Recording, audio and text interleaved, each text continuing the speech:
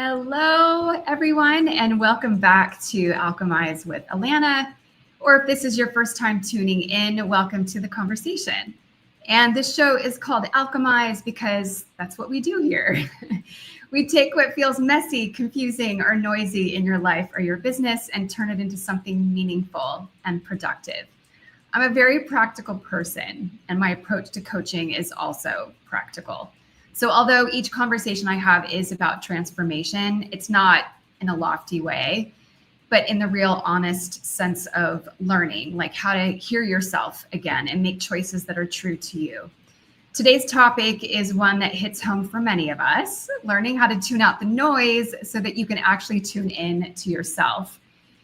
We live in a world where everyone has an opinion. Notifications are nonstop, and it's easy to get lost in the volume of it all. But leadership, business, or even just living well, all of it requires for you to learn how to listen differently. So today I'm joined by someone who embodies that kind of intuitive leadership and approaches things with logic, amongst other valuable traits. Elizabeth Morris, founder of the Nail Hub, an award-winning business helping salon professionals master both craft and business. Liz and her husband also recently launched their own product line called Attain, which is all about helping people reach their goals with integrity and balance. She has a brilliant business mind. She's a truth teller and someone who has built her success by knowing when to block out the noise and follow her gut. So Liz, welcome to the show. Hi, Alanna. Thank you so much. So good to have you here. Yeah, same. I'm very excited about this. Awesome. Well, and apart from what I've shared, is there anything else that you want to share with the audience about yourself that I haven't yet? Or Not related? really. I mean, that was a great intro. Thank you very much. Yeah, I've been an entrepreneur for almost 15 years now. I didn't start as an entrepreneur. I actually started in corporate America. And so the entrepreneurial journey definitely brings its own unique challenges. And I'm really excited to talk about some of those challenges and how what you do and what you talk about and what you investigate really helps with all of that. Awesome. Well, good.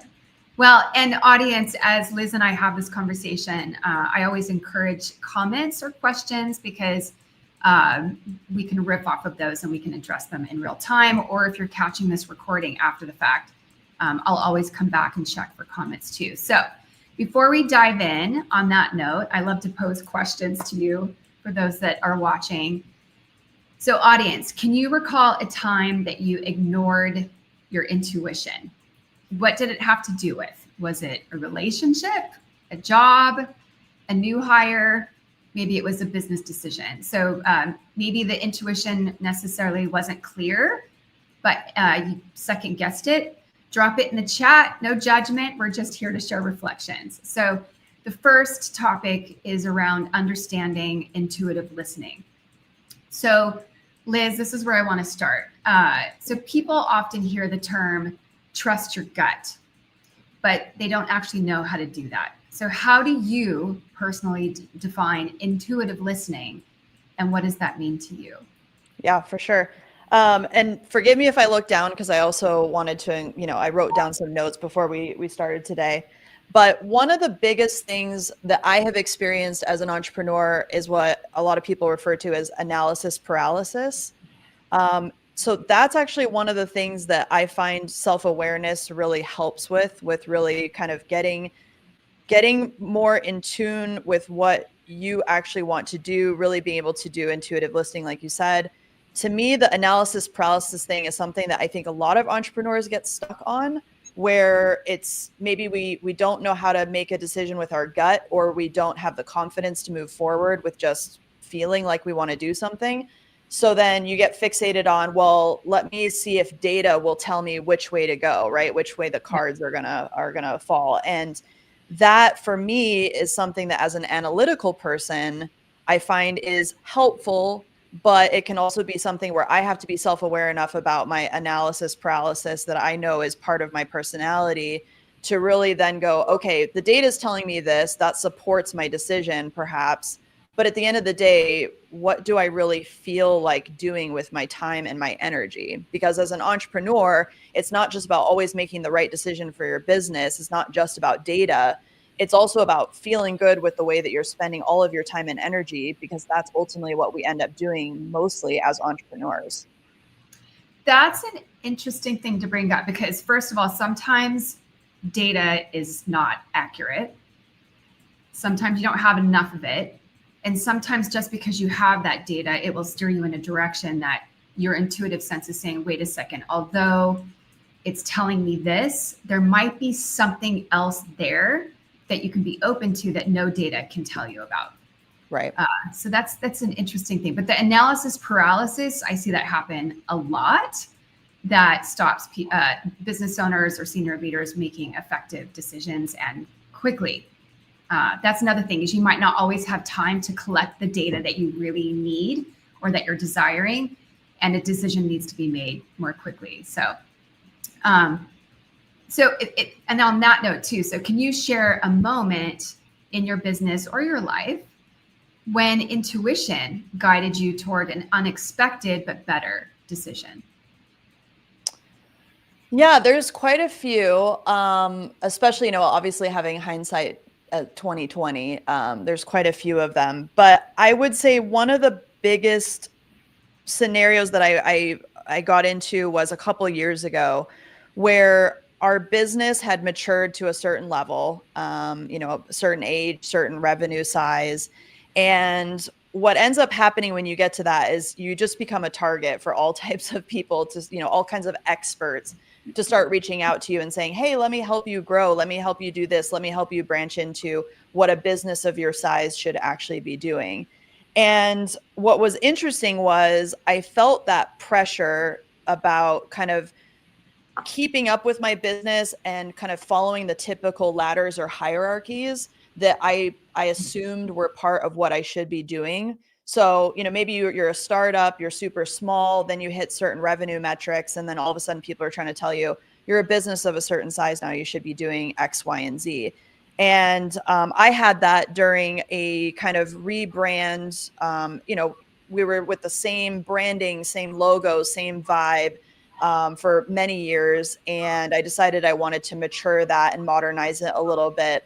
And so I went through this journey with a marketing advertising agency as well as a branding agency to help me do all of that. And although the results of it were on net positive, I would say that having that experience where all of a sudden I've got a lot of opinions, I've got a lot of expert in, whether it's in quotations or not, opinions about my business and what I should be doing and how I should be representing it. That was a period of time where I lost the connection. Oddly enough, I lost the connection with my business in rebranding it and kind of coming up with the next, evolution of it. And that was something that took me a while to get back to. And that's also one of those lessons that really taught me a lot about staying true to what you ultimately want your business to be like, because you are going to have people who are, you're going to have lots of cooks in the kitchen at some point. And to me, that is where you really need to take a step back and say, hey, everybody, thanks for all of your input. I need time to actually think about this instead of feeling pressured to just go with whatever some quote unquote expert is telling you to do. I've been through that myself where I had coaches or marketing experts tell me to do certain things that didn't really align to who I am. But they're like, well, this is what you need to do, right, to go to that next level. And it didn't really have the impact that I wanted it to. And although, yes, I might have gotten a client or two out of it, it didn't feel right for me. And I wish I had listened to my instinct because during that period of time, lessons learned, right? There's never any regret. Although at the time it kind of felt like I was wasting time. But to your point too, that my last Alchemize with Alanna was actually with another client that I've had for many years who faced the same thing in terms of always being encouraged to grow. Like, oh, so you've reached this certain revenue point. Now you need to grow further than that. And here's what you need to do to get there. But there's no magic formula.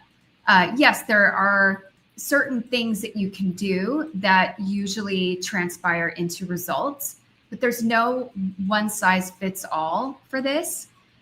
even if it's in the same industry. That's what I've experienced for myself in terms of coaching, at least. Yeah, absolutely. I mean, to me, there's just, it's similar to a lot of other pressures that I think entrepreneurs face, but I would argue that it's kind of the imposter syndrome starts to rear its ugly head, when you start to get so many people telling you their opinions and thoughts about the business that you've built, right? Because for the most part, I mean, every business is different, but for me, for example, my business, I have always been basically a one-woman show. I'm the face of my business. I'm the name that's known for my business. My business and my personal reputation are very closely tied together. And I've built, very meaningful relationships with my customer base, with my follower base, all of that. And so to take something that's so personal and really tied very closely to me as a person, and then have people kind of quote unquote like judge you and kind of, look under the hood and go, oh, well, I think you should have done this differently, or this is what I think you should do going forward. It's interesting because your insecurities about all of the stuff that you've built can really start to come forward. Yeah. And I think that's something that, you've also taught me a lot about that, which is, really kind of listening instead of getting up in your head about it, really listening to what your heart is telling you, how you feel about things, making sure that alignment stays intact. Because when you are kind of getting that sort of judgment from others, that can come, as advice or whatever you want. To me, that really brought forward a lot of the insecurities that I didn't know I even had, because I was so busy grinding and building my business. I wasn't even thinking about really anything other than that. And then when you've got people that are, maybe peers or experts or professionals that do this for a living, and they start to tell you, hey, I'm not super impressed with what you've done here. I think you need to do more in this area in order to grow.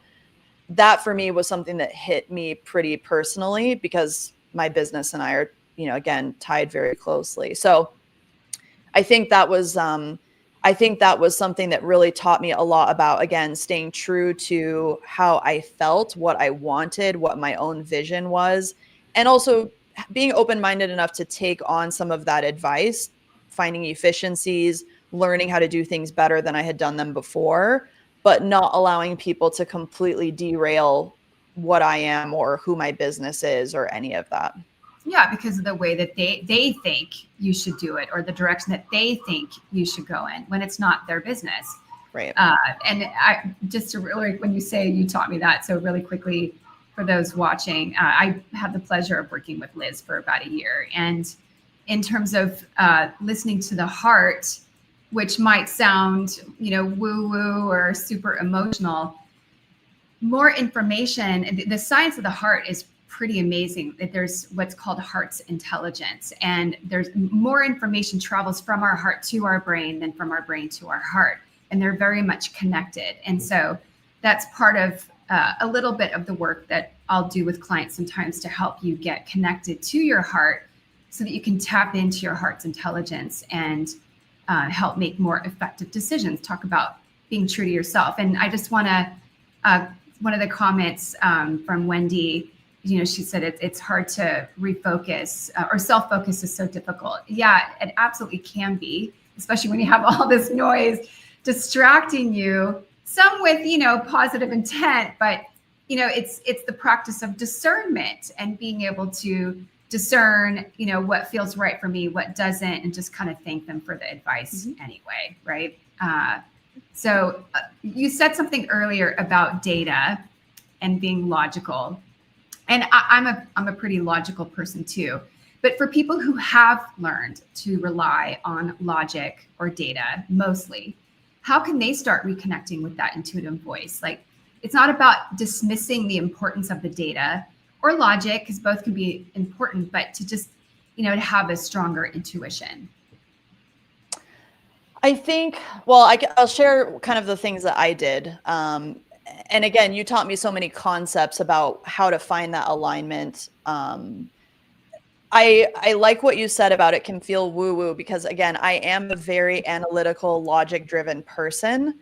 I always joke with people that I run on binary, ones and zeros. There's nothing in between. Saying that, yeah. 1 or 0. And it's interesting because when you have that type of personality, anything outside of those extremes can feel very odd and very uncomfortable. And I would argue that truly, in order to get back to that intuitive listening and to really understand what that meant and be able to hear my heart over my brain, and also to, make that connection, because let me back up for a second. When I actually started to look for someone to help me with this problem, what was interesting was, as an analytical person, I started looking for an expert that could help me with business logistics. And you and I actually randomly met each other at a conference that I wasn't even attending myself. I was just there with my husband. And I remember you talking about alignment, and we kind of started talking, and I remember, we started working together, and here I am thinking that you're going to give me this completely overhauled business plan, and everything's going to be about execution, and everything's going to be about all of these different things that I need to do. And what really came out of us working together was you taught me about how to actually get to know myself a little bit better, and how to actually prioritize the things I wanted for myself and also therefore wanted for my business. And that was something very different than a 1 and 0 strategy or a logistical strategy. What I found was, the more in tune I got with how I was feeling, the direction I wanted to go, the kind of brand I wanted to build, the kind of reputation and legacy I wanted to leave behind, instead of focusing on metrics, instead of focusing on, followers and what my competition was doing and all of that. Once I started focusing on the legacy I really wanted to leave behind by the business I built, I started to actually, even to the extent of writing down in my notebook, or, my notes on my computer, really talking about what are my actual priorities when it comes to the work, Liz. And that was something, honestly, that I hadn't probably ever done, because the moment I started as an entrepreneur, and I think most entrepreneurs can relate to this, you're just grinding. I mean, you don't even have time. I remember there was a time period where I lived on Coca-Cola. I mean, I literally woke up like at the crack of dawn. I was like a hummingbird. I lived on like processed sugar all day and caffeine, and then, would go to bed at 11 o'clock at night and still have a brain full of stuff that I needed to do the next day. And so you don't really have time to sit there and go, how do I feel about this? Like, what do I really want to do with my business? You're just trying to actually make money, move forward, and grow and grow and grow. And then I would say there's that maturity phase of your business where you reach a certain level, maybe you're either sick of the way you're doing it, you're getting burned out by that lifestyle, which was part of my problem. I started getting really burned out. I started losing the motivation to work on my business. I remember that. Yeah. I was so demotivated. I mean, like, I literally was ready to light my business on fire and drive off into the sunset a year and a half ago. And it was because I was so focused on the grind that what my brain was telling me I needed to do for my business was so far separated from what I actually felt in my heart, or in your soul, or whatever you want to call it, that those two things were so disconnected that no wonder you're going to lack motivation. No wonder you're going to feel stressed out. No wonder you're going to feel like you don't even recognize yourself, or you don't even recognize your business.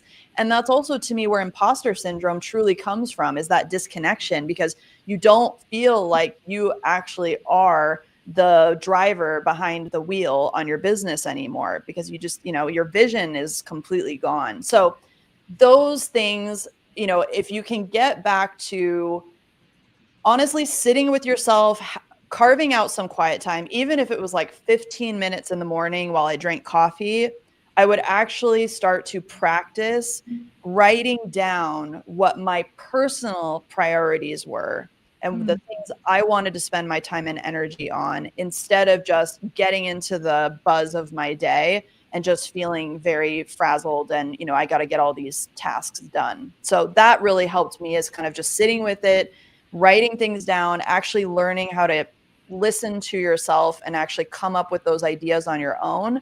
And then allowing those things to become priorities over some of the typical stuff that you've been prioritizing. That really changed my entire business and everything that I've done for the last 1.5 to 2 years. Beautiful. Well, and I want to applaud you because you didn't just write it down. Some people write that stuff down all the time, but then they take no action on it. And then what I also heard and what you were talking about, and I get this a lot from the clients that I work with. I don't know, maybe it's a characteristic of the audience that I tend to attract, is the grind. I'm tired of this. The like, how did I get here? And it's like, okay, well, what do you want? And it's maybe it's just asking questions that they don't know to ask of themselves, or you don't know to ask yourself, or no one else has asked you those questions. And then you get to hear yourself say things out loud, apart from just writing stuff down, is super important. And then to have somebody who's objective, it's not my opinion, right? Because I just want to support you and where you say you want to go. And it's like, okay, what are you going to do about it once you say it out loud, right? But okay, well, let's move into the second topic, because this is a nice segue to that, which is how to get quiet and to be able to hear your truth. So, audience, where in your life could you create more silence or space for yourself this week? Even just naming it can help bring awareness. Because we live in a world that rewards speed and sometimes noise, like the constant input, the opinions, the scrolling, and these days kind of doom scrolling. And some of my clients, like I said, share this with me. And then we have a conversation about, okay, don't beat yourself up. This is just where you are. Everything's temporary, and you'll get yourself out of this, and I'll support you in that. So what are you going to do to change that habit?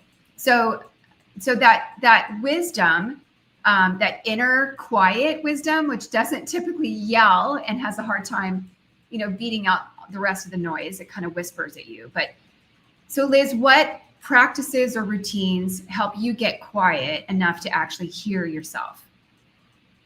So the biggest thing I did that I've been practicing for several months now is what people refer to as a dopamine detox. That's like the biggest game changer that has really allowed me to get more in tune with my own thoughts and feelings. So I used to finish working, hop in bed, doom scroll for at least 2 hours. I would doom scroll while doing pretty much anything. And I'm not going to lie, it's one of the most difficult things to wean off of, but it's one of the most rewarding. So I actually do not go, and this is kind of weird to say because, a lot of times you're trying to check competition or you're trying to stay active on social media. But I actually do not go on social media unless I'm scheduling posts or responding to comments. And I only do that once a day, and I only do it from my desktop computer now. I actually deleted Instagram, Facebook, YouTube Studio, everything from my cell phone and my iPad. So unless I'm in my office and I have time carved out on my calendar to focus on content and, responses to comments, I actually don't scroll on my phone anymore. I don't listen to music in my headphones at the gym. I just work out with no headphones on. I just stare out the window or look at the clock or whatever it is. So dopamine detox, there's lots of information about it online, but I would say that is arguably one of the best commitments I've made to myself. I got back into reading. I got back into quiet time, and it really helped that frazzled feeling go away so that I could actually have that kind of calm, cool, collected feeling enough that I was prepared to actually sit and do some of that intuitive listening and actually kind of, they're very interrelated to me. That's amazing, Liz. Like that, even the earbuds listening to music at the gym. I see people running or walking or hiking or going to the gym and doing that kind of stuff. And they don't, it's sure. Okay. I love music too. I'm taking salsa dancing 4 times a week right now. That said, wearing earbuds like that, you're literally tuning out the rest of the world. This is kind of the opposite of what we're talking about, right? But it's allowing yourself to just be present. Yes. And to be with other people, even though you might not be interacting with them, you're in a place with other people, present to what you're doing for your body versus being distracted about the music that you're listening to. And then people might say, well, I need it. That's something to look at too. Do you? because how did we function before earbuds came out or headphones came out? I mean, I used to play outside in the street when I was a kid, and we didn't have a big, music. We might have a boom box back in the day, but it's just such an interesting, distracting world right now. So something else, speaking of distraction, so when you felt overwhelmed or distracted, how do you discern between external pressure and internal truth?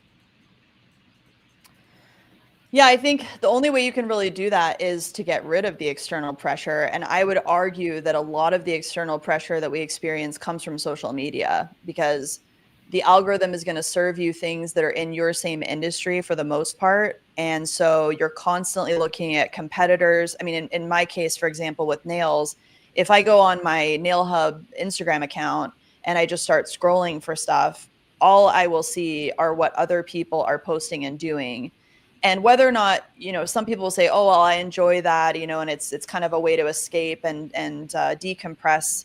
But I would argue that the subconscious effect that it has is just constantly telling you, look at what other people are doing that you're not doing. And so it creates almost this like subconscious FOMO, or unnecessary level of competition in my mind. And it's kind of like what we were talking about with the experts, the too many cooks in the kitchen, the people telling you how you should do your business and how you should evolve. To me, when you have so much stimulus and you're filling every quiet moment in your brain with scrolling, binge watching shows, music, whatever it might be, how are you going to have the quiet moments to daydream or to think about, have some imagination about what you want to do with your business or your personal life, or both? You know what I mean? So I started to realize I was filling every single possible free moment with something. And I started to actually go, okay, let's back up and see if we can eliminate some of that, and what might come to the surface if it's not, all those spaces aren't being filled. Right. And that too, it's, let's be honest. Social media and these platforms, there was even a documentary about it. I forget what it's called, but they're built to capture your attention. Even ChatGPT, the reason it's so complimentary is that's their way of getting you to stay engaged on the platform and to utilize it more and to rely on it more. And it's just another, although I use it too for my marketing and writing stuff, and it's accelerated me getting some stuff done. I will often, when it says, do you want me to do this? Do you want me to do that? How about this? I'll be like, thank you, but no, thank you. I'm good. Yeah. Not right now. Or I just ignore it and I'll just hit a thumbs up or, do nothing. It's really interesting. Really quickly, I also want to say hello to Dennis. It's so good to have you here and see your name. And let's see what else. There was a comment here I wanted to, anyway, scrolling. Scrolling is it's an addiction. It is an absolute addiction. Okay. Last question on this topic. How can leaders and business owners start creating more quiet moments in their day? Kind of like what you've been doing, even when life feels loud. So another thing that I had deprioritized for years was my personal health. I think a lot of entrepreneurs can also relate to this. So just like I mentioned earlier, how I lived on literally Coca-Cola and processed food for almost a decade. It was pretty bad. Again, I think depending on where you start in your journey, you have the benefit of youth, right? So when you're 25 and you're grinding, you're able to get away with not eating right, not sleeping right, stimulant use, whatever you want to talk about. But to me, what really changed the game was I started to realize that the deprioritizing my health was actually having a direct effect on my mental clarity, on my ability to feel motivated, on my ability to actually be able to grind to the level that I wanted to. So at the same time of looking at kind of this mental and emotional alignment and really digging deep on all the things that you and I worked on together, I also committed to actually prioritizing my health. And I had to hire a trainer because I would never stick with going to the gym if I didn't have someone holding me accountable. It's just, I know myself well enough to know that. So I allocated budget. I took budget from something else that I was spending on. I allocated budget to a trainer because you're not just going to come up with the money out of thin air. And I did the same thing with you. To me, it's about shifting priorities and then allocating budget to that priority. And that is something I committed to probably shortly after you and I started working together. Yeah, I remember that. Yeah. So the working out thing, and I know this is kind of cliche. Some of these things that I'm saying are, again, you could say, oh, that's so cliche, to kind of have that epiphany moment and start working out and having a trainer. And, and also some people get frustrated when I say things like this because a lot of people will go, oh, well, who has the budget and the time for that? I get it. We can make excuses all day long about how we don't have the money or the time to do these things. But at the end of the day, I realized that if I didn't prioritize my health, I would get to a point where I physically wasn't able to do the things that I needed to do or wanted to do. And I also started to realize that everything they tell you about working out, not at first, because I'm not going to lie, starting out is terrible, but it does give me mental clarity because not only does it actually help me with my energy levels, it helps me feel better. But at the end of the day, it's an hour of time that I carve out to do nothing but something for myself. Yeah. And this is also something that I wrote a note down about this because to me, a lot of people will talk about carving out time from the perspective of self-care, right? So there's so much stuff about self-care out there. And I always see the typical stuff because I'm in the beauty industry. Self-care often is like bubble baths or eating ice cream or, whatever. And there's a lot of confusion between self-indulgence and self-care. Yes, that's a great distinction. Yeah. I got very hyper aware about the self-indulgence propaganda because self-indulgence is very much like social media where it's a short-lived moment. It's just a dopamine rush, and there's no shade on anyone, but there's a lot of pressure on us to be self-indulgent and to buy all kinds of accessories and foods and pleasure, things that are going to give us those moments of self-care. And what I found was that really wasn't what was providing self-care. It was providing just quick little blips of what I thought was going to make me feel better. Could be as simple as a super expensive dinner out, something like that. You go to the nicest steakhouse in town, have 3 martinis. I mean, to me, that is also self-indulgence. It's not self-care. So I also sat down and I said, okay, if I want to be able to do the things I want to do, and I want to focus on my mental clarity, my health, I want to feel better, I want to think better, and I want to also carve out true space in my day, then to me, the thing that I came up with was working out. And so that for me helped. I mean, it literally relates to everything else we've already talked about because having your body feel better, also getting out some of that anxiety, because I sit in front of a computer, no joke, for probably 10 to 14 hours a day. I create content. I'm always filming. I'm always on my computer. So I need to move. And as human beings, we need to move. We need to get energy out of our bodies. And that was something that I realized I needed to commit to. And it completely changed all of the other abilities for me to actually be able to calm down, be able to hear myself, be able to really feel like I was taking care of myself, which also makes you feel like your number one priority, which we should be. So all of it came together for me after I started doing that. I love it. Well, yeah. And the thing was, you made that decision, right? Yes. It's being decisive, like precise and decisive. And then when you make it a priority, like Wendy said, you'll act on it because you're saying, hey, this is important to me. And I understand why this is important to me. And it's funny because, so I studied salsa dancing like 7-8 years ago when I lived in Seattle. And, life happens, the world changes, COVID happened. I moved around a couple times, and where I'm living now, somebody invited me to their salsa class. I think it was last year. And I did do a couple of drop-ins, but it didn't click yet. And then a couple months ago, I thought to myself exactly what you just said. I'm so tired of sitting in front of my computer for for 12 to 14 hours a day.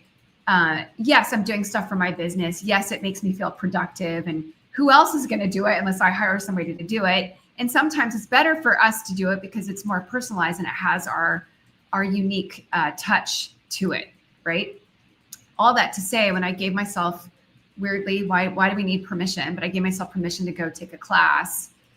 And it's like, why didn't I do this sooner? Right. And now I just signed up for a second class and I'm dancing 4 times a week. And I went last night and I'm going again tomorrow night and Thursday night and Saturday night. And it brings me so much joy and I get my body moving. I don't think about what's happening in the world. So it's such a win-win all around. Absolutely. I couldn't agree more. And it is an interesting thing that I started to feel guilty about taking any time away from my computer because, again, your to-do list seems to grow and grow and grow. And I remember almost finding a time period where I felt jealous of even my spouse. My spouse would go off and like run errands or like try to help out or go do his workouts or whatever. And I'd still be glued to my computer. And I remember it just made me feel so weird because at the end of the day, when you're deprioritizing yourself, what kind of message are you telling yourself? I mean, how can you be motivated when you're basically telling yourself, the master behind all of the business stuff that you create, that you're literally on the bottom of the priority list? And that was an epiphany I had where I was like, why am I on the bottom of the priority list? I mean, I'm the one that runs this thing, so I should be at the top. And it actually feels really good. You get your confidence back. You get, that feeling of just being connected with your mind, with your body, having time to daydream, having time to zone out. I think that's really how you get to those spaces where even if it's a half hour, even if it's 15 minutes, whatever, if you can have time just to yourself that actually long term is going to add benefits to your life, you're going to feel so much better. And working out, honestly, is one of the time periods where I come up with some of my best ideas for content because I'm not in front of something. I'm not being filled with something. I'm actually able to just go off, and really zone out. And it is one of those things where I now feel like it's one of the best places for me to get ideas. I love that. I've noticed that too. Sometimes I get the best ideas either right when I go to bed or first thing in the morning or when I'm in the shower. I don't know why that is.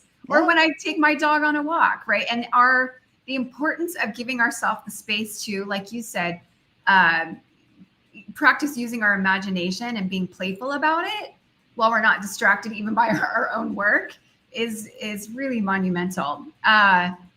Okay, so let's move into the last topic around this whole theme. Yep, clearing out mental clutter. So here's a question for you, audience. So what's one thing that you could mentally declutter right now? Something that you can let go of that's been taking up too much space. Just write it down for yourself. Or if you want to share it in the chat, share it in the chat with us. So the thing is we all carry mental clutter. I carry it too. I have unmade decisions. I have unfinished to-dos. You see my list of to-dos. Other people's expectations. And it's like trying to think clearly when your brain has like 27 browser tabs open, which admittedly, I probably have more than 27 tabs open right now and like 3 or 4 different browsers going. But okay, so Liz, what does mental clutter look like for you and how have you learned to recognize it sooner? So mental clutter for me personally has always been overwhelming. I'm a very hypervigilant person. So that means I notice every single speck of dust, every single thing that's out of place. And I'm sure, there's a lot of people that can also relate to that. So I not only have that, but then add on, your personal thoughts and feelings and your business to-do list and all of that can get very, very overwhelming. And you also taught me something about this. I used to pride myself as an excellent multitasker. Oh, yes. And I would do 5 bazillion things all at the same time. And arguably, to my credit, I will say I did them well. But the cost of thinking that multitasking is a true way to get stuff done actually means that you aren't in any one of those things. You're not in the moment with any one of those objectives. To me, what I found was it created this moment of just frazzled blur, time flying by. Maybe you got 80% of them done. Maybe you didn't. Maybe you just started everything and then you have a whole bunch more unfinished projects or open browser tabs. And so I think that lie or that myth about multitasking is something that I really had to dig deep on, because it's something that in society is encouraged. I think it's also an identity factor for a lot of women. Like, it's a joke about how women are really great at multitasking because we have to do so many things for our families and our businesses and for ourselves and all of that.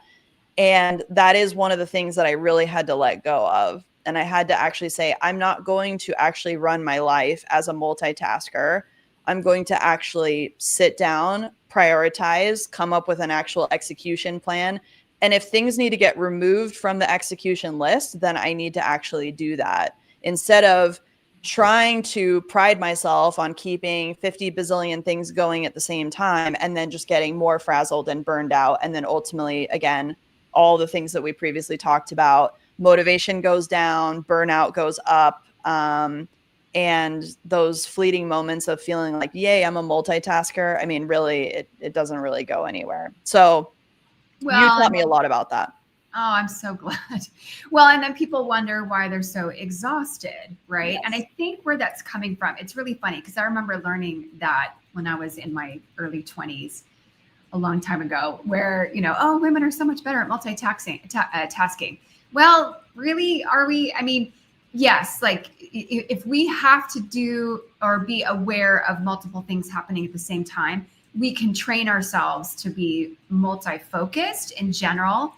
But I think part of it has to do with the reticular activation in your brain, of being, psychologically aware of something once you do have it become more conscious for yourself, and the comparison of how men in general are single focused. And that's actually a real strength of theirs, because when they're very single focused on something, when anybody is very single focused on anything, that's where you really can get stuff done and tune out the distraction, which is exactly what we're talking about. So, I think that whole thing it's a myth, and it's counterproductive to thinking that we can do that all the time without, like you said, burning out. So, so what is a way that you reset or declutter when your mind feels noisy or overloaded? I mean, we kind of talked about this a little bit already, but if you have any other thoughts about it.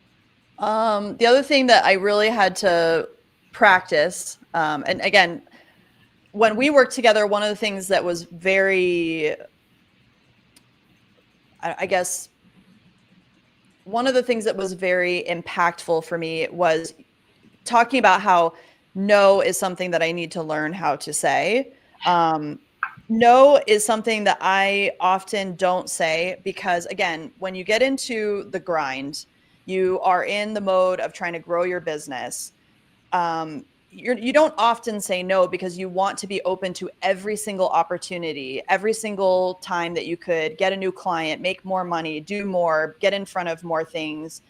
And I, for probably a 5 or 6 year span, didn't say no to a single thing that I got asked to do.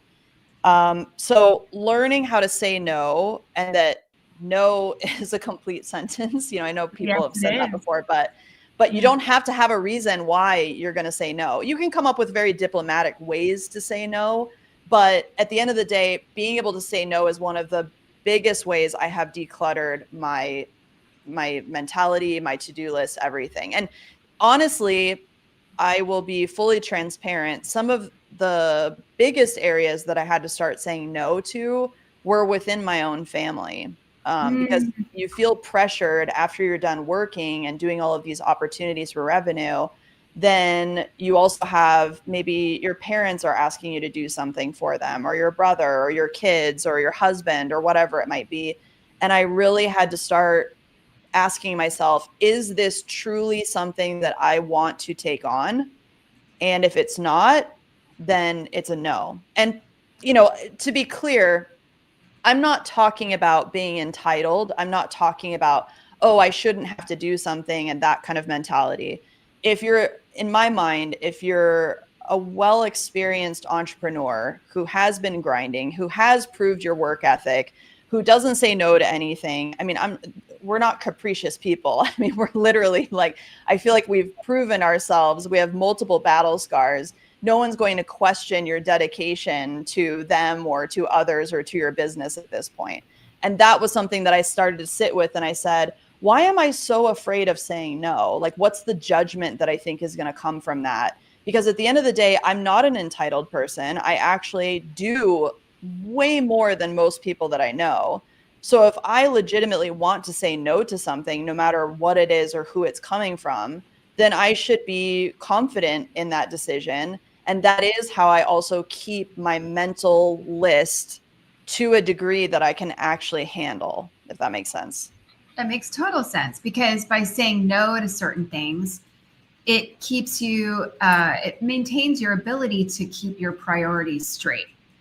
And when you say no to something, you can say yes to something else. And it doesn't mean you have to fill it that time with something else. Sometimes it just means I'm saying yes to giving myself 15 minutes to go walk outside and ground myself, get some fresh air. Again, it doesn't mean you have to fill it with something else just because you're saying no to it. But again, it has to do with the practice of discernment, of discerning how you're using your time, because there are only so many hours in the day. Ideally, you're getting good sleep, like we've talked about. And, how much of it are you working? How much of it are you spending with yourself or with loved ones, taking care, doing the level of self-care, or just chilling and doing nothing? I mean, how rare is it to have that ability to do too? Yeah, absolutely. And it's very tempting because, again, if you only have so many hours every day, a lot of times you will fall. Like when I first started this, I mean, it's important for people listening to this to understand that this isn't going to be something that you're going to automatically be able to do tomorrow if you decide to do it. I still make mistakes when it comes to following, what I've set out to do for myself and for my business. And old habits need to be replaced by new habits, which you and I have talked about many times. And so oftentimes, if you're not actually replacing the habit, you'll just fall back into what you did before because you know it and it's very comfortable to live there. So that is something that the not filling those spaces, for example, actually prioritizing eating breakfast. It might sound really silly, but I used to go until 4 or 5 o'clock in the afternoon before I would eat a meal. And so even carving out the time and not allowing myself to fill that time slot with something else. Same thing goes for like my gym routine. I, made the mistake a few times of going, oh yeah, I'll do that, during my normal workout window that I have on certain days of the week. And then realizing, no, like I need to say no. I need to reschedule that. I need to move that to a better time window. And if I ultimately am feeling overwhelmed, it's okay to say, no, thank you. Thanks for thinking of me, but no. And I think that is something that, just not, like you said, not filling those spaces with something else is ultimately how you're going to get to a place where you do feel like you're actually rejuvenated. You do feel like you have that time to actually think about things. And I also think that's why a lot of us lack self-awareness these days, is because we don't have that time to actually take care of ourselves and think about our own inner monologue. We just fill the silence with all kinds of stimulus. And then we wonder why we're not aware of what we're doing and how we got to 8 p.m. and we haven't even eaten or taken care of ourselves. Well, and speaking of self-awareness, before I go to what I want to ask you about next, I want to quickly mention about habits. Because what was really helpful to me that I learned a long time ago, which I now instill in working with my clients, is when it comes to brain science, and we are very habitual beings. Even emotionally, emotions can be habitual. But we can start a new habit anytime we want. But when it comes to an old habit that you want to discontinue, you can't just stop it. It's very difficult to do that. And the best way to do it is to replace it with something else. But it's got to be done with intention and purpose. So, in terms of self-awareness, what role does self-awareness play in staying focused and productive without burning out? Well, I would say self-awareness is everything, to be honest. It's one of the most difficult things to maintain because it's something that is not encouraged anymore.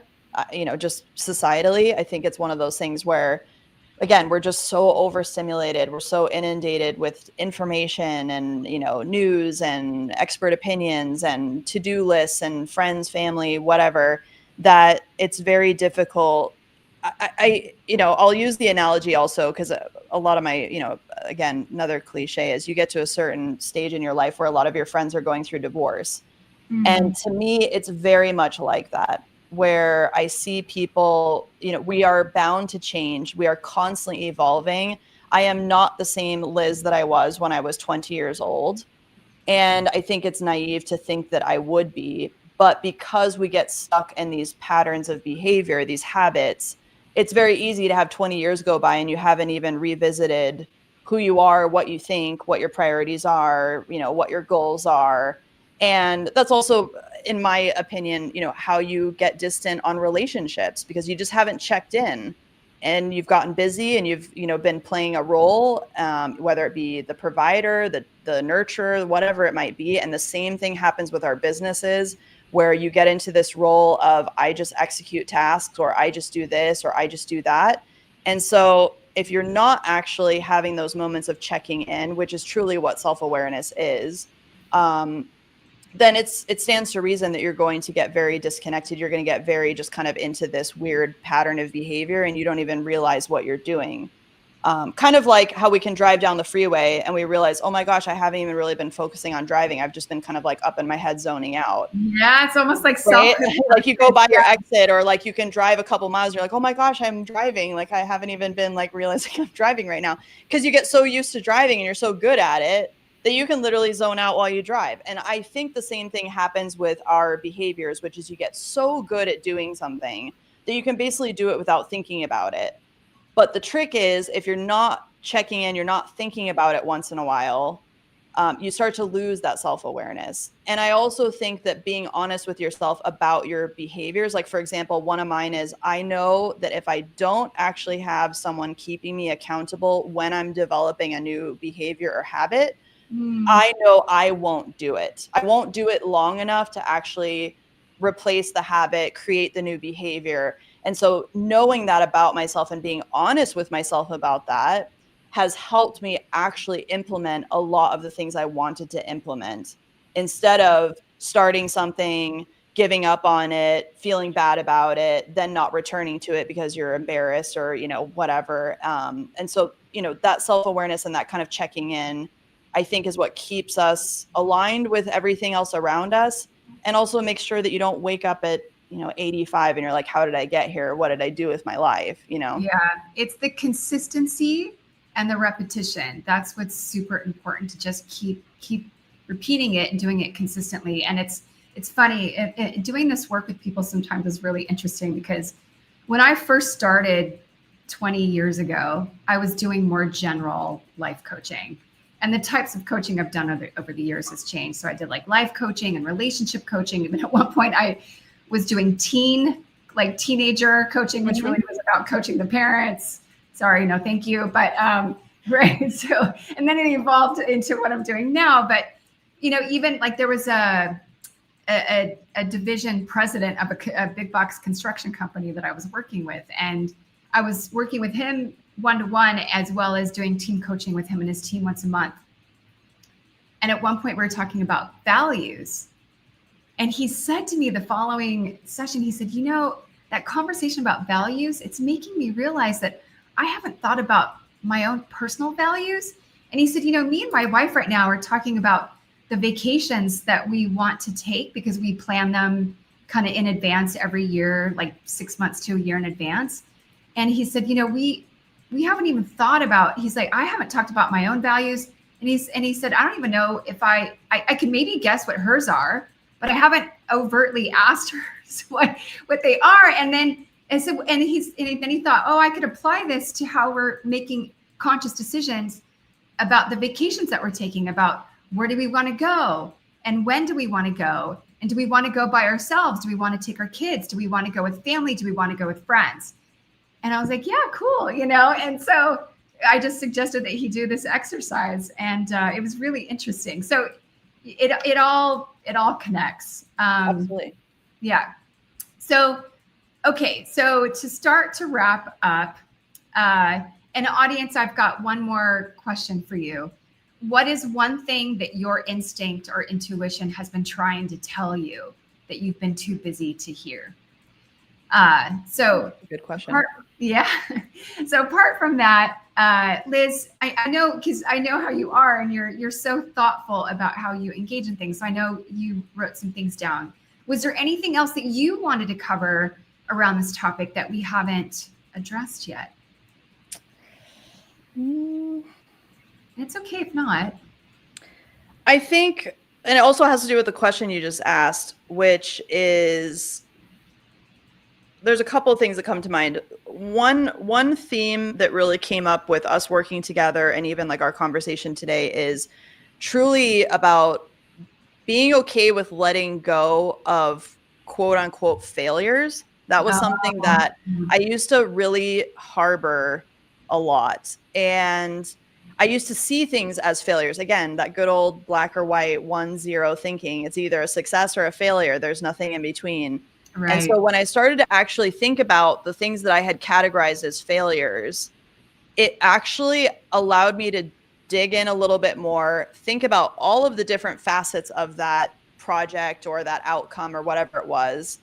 And what actually came up for me was learning. My intuition was telling me that I can trust myself. So because I was categorizing things as either a failure or a success, the times I failed, it broke trust with my intuition, because those were times where I said, this is something I went out on a limb. I tried something, and I'm a very progressive thinker in a lot of ways in my industry. And so I'm always experimenting, and I'm always wanting to try something new and move everything forward. And a lot of times you're going to face failure in those objectives. And so because I have faced failure in some of those things, or I thought it was failure, and I categorized it that way, it broke trust with what I would consider my intuition, because my gut told me I wanted to do this. My gut told me it was a great idea. And because it didn't turn out the way that I had anticipated, I categorized it as a failure, which meant that I didn't trust my intuition anymore. So to me, being able to actually think more deeply about whether something is a true failure, or actually getting rid of that definition and just going through more of a post-mortem analysis and just thinking about what are all of the different facets to this, what are all the different outcomes, and then realizing that I can trust my intuition and my gut, that I do have great ideas. It just might be circumstance. It might have been, hey, that one piece wasn't, done appropriately, or maybe I chose the wrong person for that part of the project. I needed to actually get back to trusting my gut so that I could continue to do that and go forward, instead of getting frozen and being like, oh, I don't have any good ideas anymore. So that was something that really came up for me during, our talk about the conversation today, but also while we were working together, and also, kind of came up for me again while you asked that question to your audience.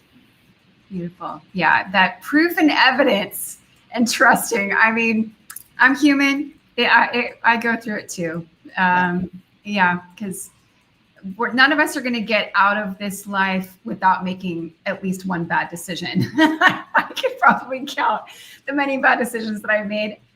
And it's also with consciousness and intention, taking a look at all the good and right decisions that you make. So anyway, this has been so wonderful to have you here, and I always appreciate your candor, and reminding us that slowing down isn't a weakness, and then that's where wisdom really happens for us. So before we go, how can people find you? Oh, well, I am literally known as at the Nail Hub across every single social media platform you can think of. So you guys can find me on, all the major ones. And then my most recent business is at Attain Cosmetics. I personally run both accounts. And for anyone interested in, chatting about entrepreneurial life or interested in gel nail care, I'm your girl. But yeah, I really encourage people, honestly, as someone who's worked with you, I want to turn this back on you because I think you have been such an inspiration and an instrumental person in my own evolution and my business's evolutions that I will hope that people listening to this will use this as, proof that what you're doing and what you're putting out into the ether and what you do with your clientele is so much more than I think any logistical objective that any entrepreneur could ever come up with. It's so much more than that. And you have truly helped me turn both of my businesses around, including my personal life. So I really thank you for that. And if anybody, again, wants to reach out, ask me about my experience working with you or anything, I'm more than happy to do that. And you guys can reach out to me on my social accounts as well. Oh, that means the world to me. And people listening, I did not ask her to do that. I didn't pay her to do this. No, you did not. That is beautiful. And so, okay, so those listening, if you're in a place where you know that you're ready to alchemize your burnout into purpose or pivot into what's next, let's talk. So anyway, all right. Thanks, Liz. And for those that are listening, a couple different things to do here. Sign up for my newsletter. This is where I share reflections, tools, and updates for leaders and business owners who are ready to grow with intention. Also follow my business page on LinkedIn or on Facebook of I Love My Life Coaching, and Jesse is including those links for me. Thank you, Jesse. And also for upcoming lives or other podcasts that are coming out. So to alleviate any confusion, so Alchemize with Alanna are my lives that are then, yes, recorded and accessible and integrated into my podcast, which is Defy Limits. And again, I am Alanna Levenson with Alchemize with Alanna, where we turn messy into magic. So thanks again for being here, and we'll see you next time.